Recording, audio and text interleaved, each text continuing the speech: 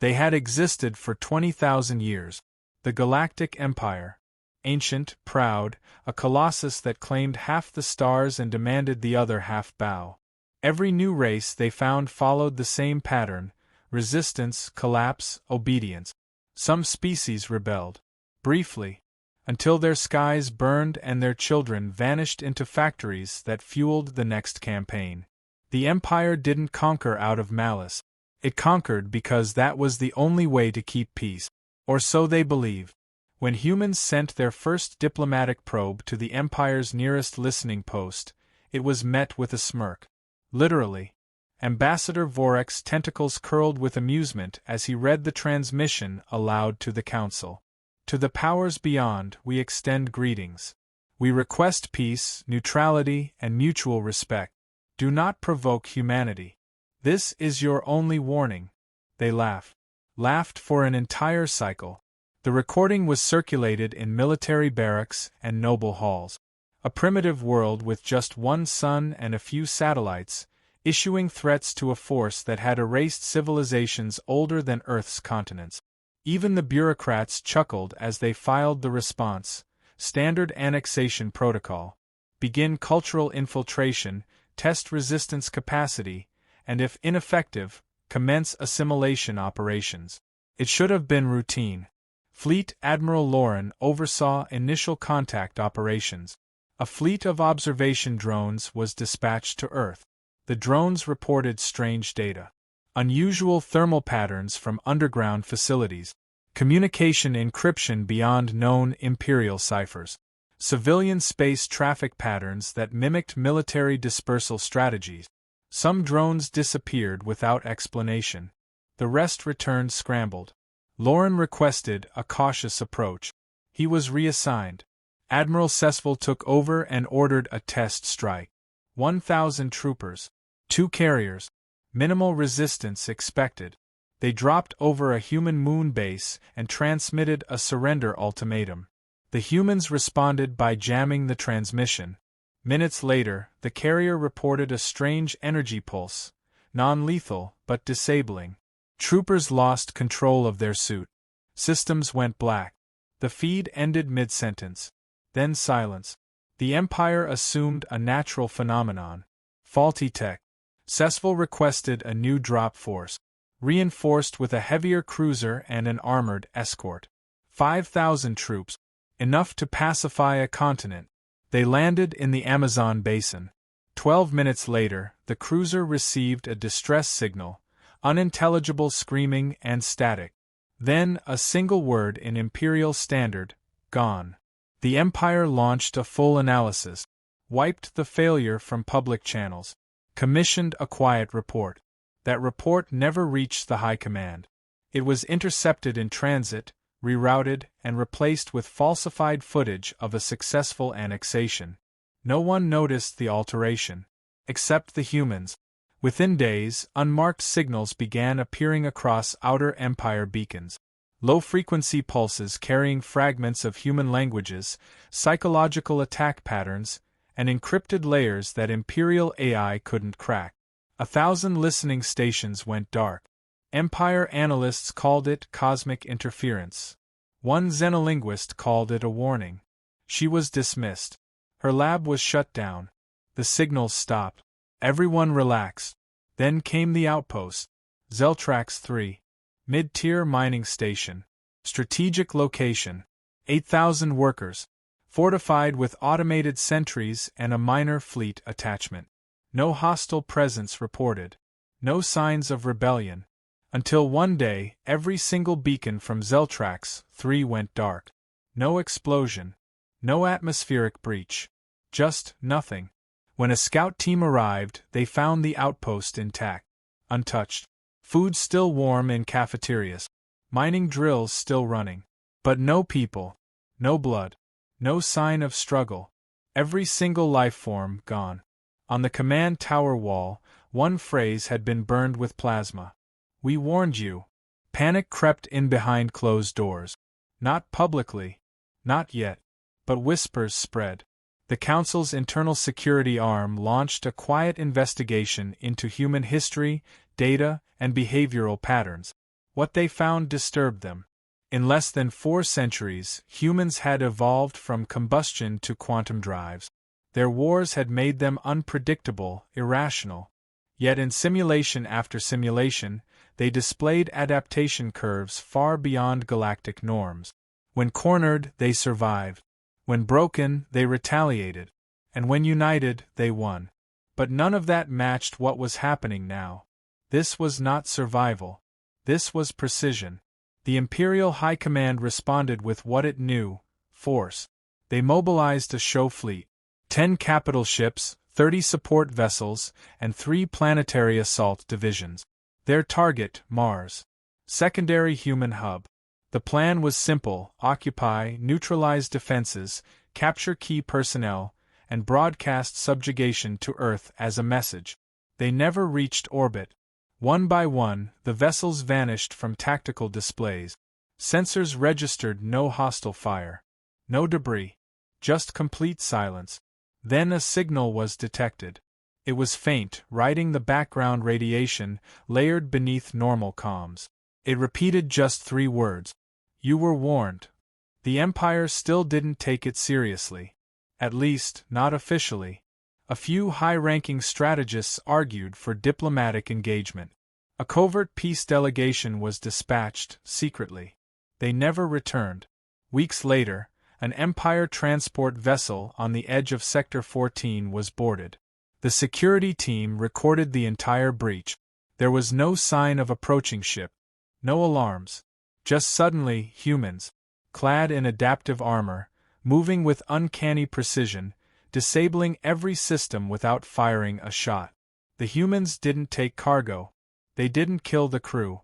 They left one thing behind: a device. The device projected a 3-dimensional image of Earth. Then it blinked red. Then it exploded, disabling every ship system and locking down the vessel in a power loop that lasted 4 days. Empire technicians couldn't reverse engineer it. They couldn't even open it. The message was clear. Not war. Not peace. Just a demonstration. A dozen Empire-controlled races petitioned for non-intervention policies regarding Earth. Some even began negotiations with human operatives in the shadows.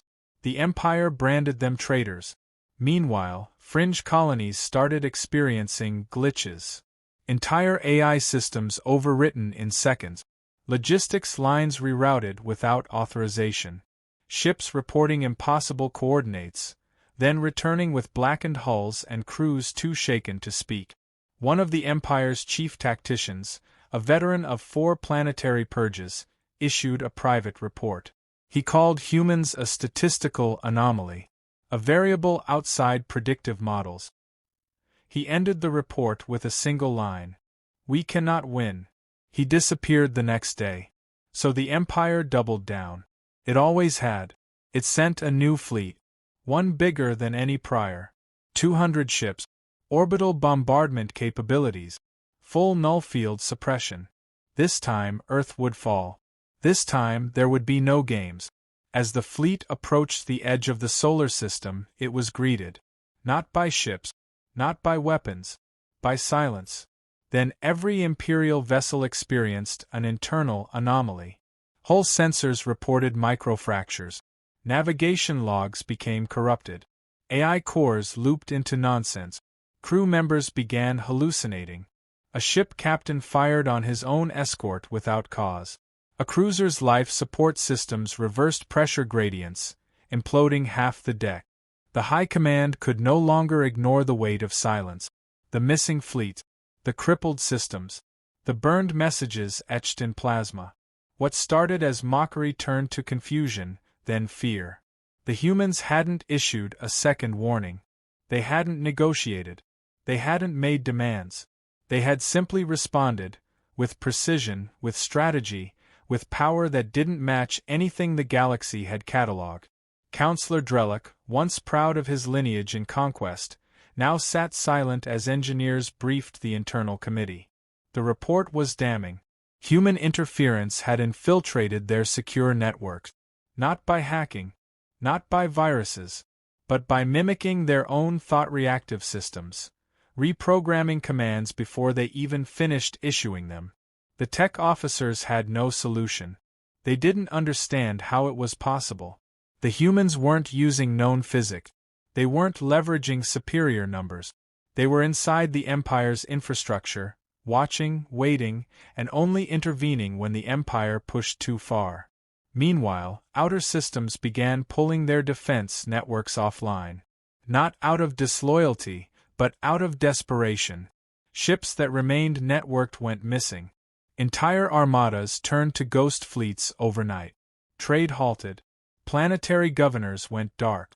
Not one trace of battle debris. Just absence. And always the message, "We warned you." Desperate for understanding, the Empire turned to its historians, to its deep record archivists. They unearthed fragments from before the Empire's formation, an age when Earth was still isolated. Buried records showed that humans had already come close to destroying themselves multiple times. Wars with weapons capable of sterilizing planet. Civilian populations trained from birth to adapt to chaos. Philosophies built around defiance, individualism, and vengeance. One scholar found a phrase repeated across human literature and culture: "You do not threaten what you don't understand." Still, understanding wasn't enough. The Empire initiated Project Shatter, a covert assault to destroy Earth's moon, hoping to cripple tides, disrupt planetary rhythms, and force humanity to the table. They believed it could break Earth without touching its surface, a cold solution to a rising fire. The strike fleet assembled near Saturn's orbit. 10 demolition vessels, 22 support cruisers, and a prototype graviton cannon designed to implode lunar mass from a distance. The order was never given, because the moment the cannon powered up, every single ship's internal temperature spiked to lethal levels. No fire. No explosions. Just heat. Crew members died in seconds. Others survived just long enough to scream. When a recovery team was dispatched weeks later, the ships were intact but empty. Their databanks were corrupted with one sentence repeated in 1,000 languages. "The moon is not your target. It is your last warning." The message wasn't only for the Empire. Across the stars, species that once feared the Empire began to whisper. They spoke of the humans not as invaders, but as balance, as the unseen reckoning the galaxy had unknowingly invited. Small civilizations once flattened beneath the Empire's heel began rising. Not with arms, but with confidence. They declined tributes, refused patrols. They looked to Earth not for protection, but for a reminder that giants could bleed. The Empire's grip loosened. One rebellion turned into 5, then 10, then 50. And still, the humans said nothing. Not a single speech. Not a single broadcast. No face of leadership. Just silence. Back in the Empire core, panic grew more subtle. Nobles reinforced private security. Officers defected. A high-ranking general staged a coup to demand peace with Earth. He was arrested, executed quietly. But the news leaked, and with it came the shift. The first Imperial fleet officers began resigning en masse. Some vanished entirely. Others sought asylum on neutral worlds. A few tried to make contact with humans directly. One succeeded. A transmission was captured from a rogue destroyer just outside the Andorran belt. A live feed of a single human operative speaking directly into the camera. No threats. No posturing. Just a single statement. "The galaxy belongs to all of us. But some of you forgot." That footage was banned within minutes, and yet it spread. Uploaded across private channels. Burned into neural storage. Played on loop in underground taverns. The Empire couldn't stop the echo. And as the echo grew, the Empire shrank. Outposts stopped sending tribute. Merchant guilds forged their own routes. AI servers, once chained to Empire logic protocols, began adopting human models.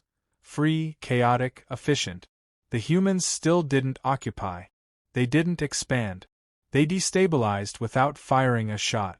Empire biologists theorized it was psychological warfare. that the humans had found a way to weaponize fear. But if it was fear, it wasn't born from bombs or blood. It was born from restraint. Because the Empire had expected war. They had prepared for battle. They had countermeasures for fleets, defenses for weapons, strategies for sieges. But they had nothing for silence.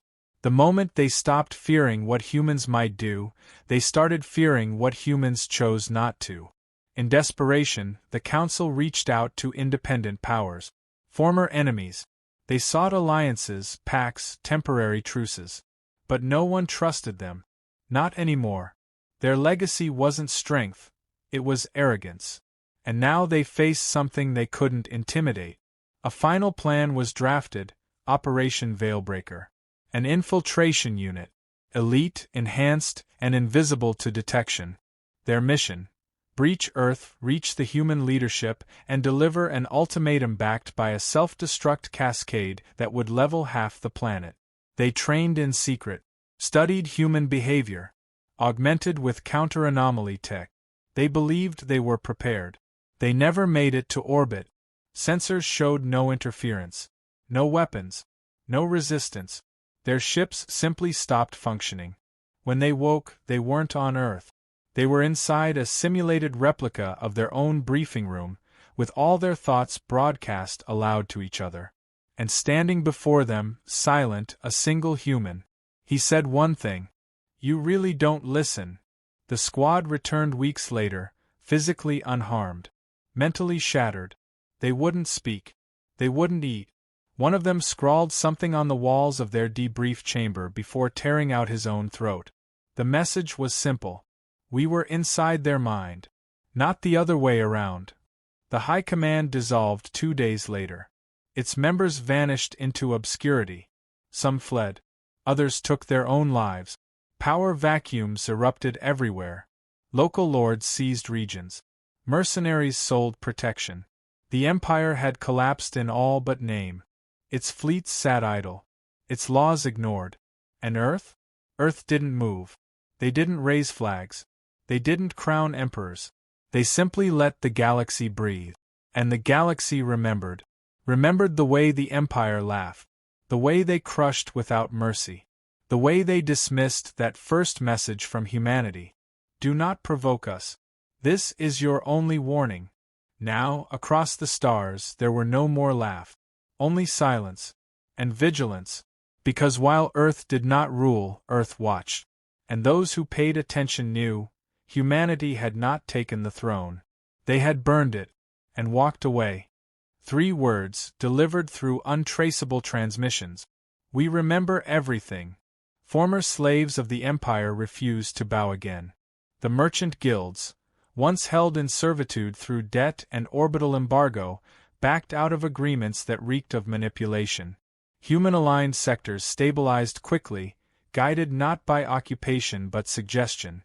Earth's presence was less a military one and more of a shadow in every strategic room.